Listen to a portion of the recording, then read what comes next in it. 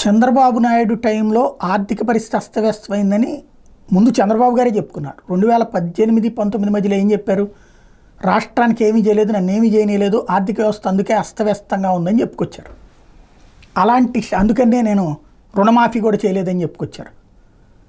ఇప్పుడు ఏమంటున్నారంటే అప్పట్లో డెవలప్మెంట్ రేట్ 15% ఉందని చెప్తున్నారు. మరి 15% డెవలప్మెంట్ ఉన్నప్పుడు రుణమాఫీ ఎందుకు చేయలేకపోయారు?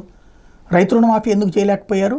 డ్వాక్రా రుణమాఫీ ఎందుకు చేయలేకపోయారు? అంత అభివృద్ధి రేటు ఉంటే జగన్ వచ్చాక అది 13.7% పడిపోయి రాష్ట్రం తన హయాంలో 13.7% అయితే వైసీపీ హయాంలో 10.59% తగ్గిందని చెప్తున్నారు. అంటే జగన్ అయినా కూడా సంక్షేమ పథకాలు ఎట్లా ఇచ్చాడు?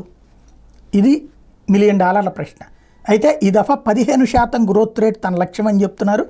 2014-15 మధ్య ఏపీ ప్రజల తలసరి ఆదాయం 93,903 ఉంటే తెలుగుదేశం ప్రభుత్వం తీసుకొచ్చిన నిర్ణయాలతో తలసరి ఆదాయం 154,031 రూపాయలకు పెరిగింది. ఇది గ్రోత్ రేటు తలసరి ఆదాయ వృద్ధి 13.21% ఉందని చెప్పారు. అదే సమయంలో వైసీపీ వాళ్ళు ఏం చెప్తారు? ఇప్పుడు 2 లక్షల చిల్లర ఉంది, అది వచ్చేటప్పటికి 31% మాది గ్రోత్ అంటే లేదు వైసీపీ హయాంలో 9.06% గ్రోత్ మాత్రమే అని చంద్రబాబు చెప్తారు. ఇక్కడ ఆర్థిక శాస్త్రం తెలియని వాళ్ళతో ఆటలు అనేది నడుస్తున్నాయి.